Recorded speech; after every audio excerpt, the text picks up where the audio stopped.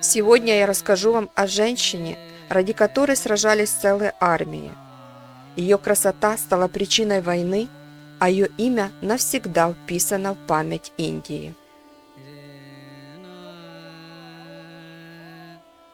Царица Падмавати – женщина столь прекрасная, что ее образ вдохновлял поэтов, художников и певцов.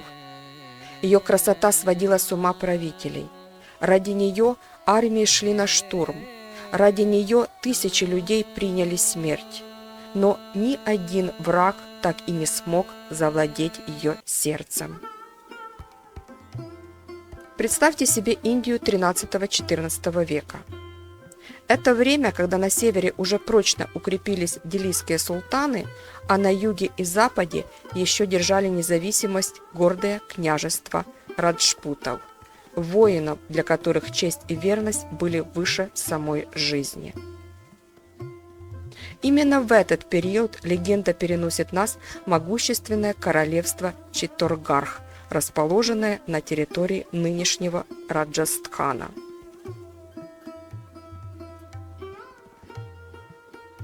По преданию, в те годы на далеком острове Шри-Ланка в царстве Сингала родилась девушка необычайной красоты – Падмавати или Падмини.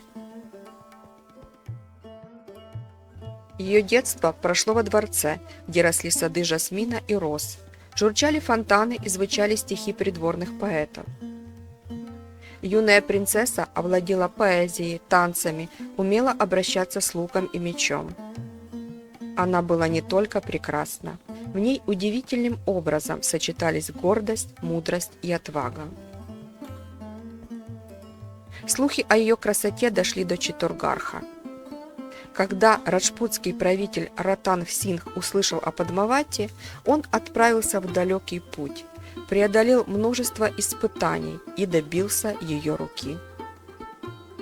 Так Падмини стала царицей Читторгарха, великой крепости, возвышавшейся на скале, словно каменный страж над индийской равниной. Жизнь в крепости была наполнена величием.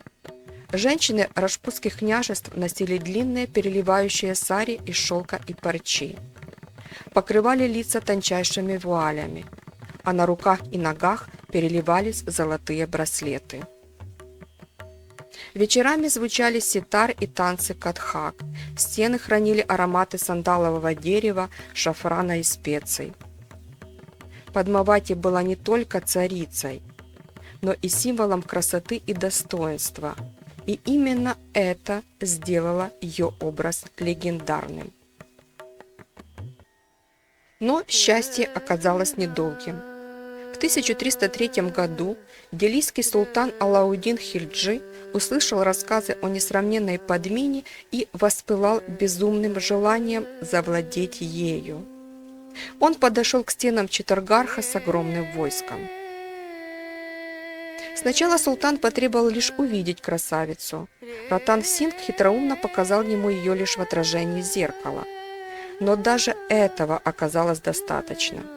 Султан Алауддин Хильджи был готов положить армии и города ради обладания ею. Началась долгая осада. Месяцы напролет крепость держалась. Но силы таяли. Запасы истощались, люди умирали от голода и жажды. Когда стало ясно, что падение неизбежно, мужчины Читторгарха облачились в доспехи и вышли в свой последний бой. Они знали, что погибнут, но выбрали смерть с оружием в руках. И лишь после этого настал черед женщин. Царица Падмавати приняла судьбоносное решение. Вместе с женщинами Читторгарха она вошла в огонь, в ритуал джаухар, самосожжение, чтобы не попасть в плен завоевателю. Они облачились в свадебные одежды, надели украшения, словно отправлялись не в пламя, а в иной мир, где останутся верными своим мужьям. Сотни женщин вошли в огонь, сохранив честь своего рода. Крепость пала, но султан Алауддин Хильджи так и не получил того, ради чего начал войну.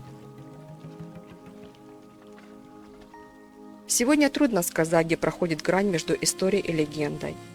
Ученые спорят, существовала ли сама Падмини.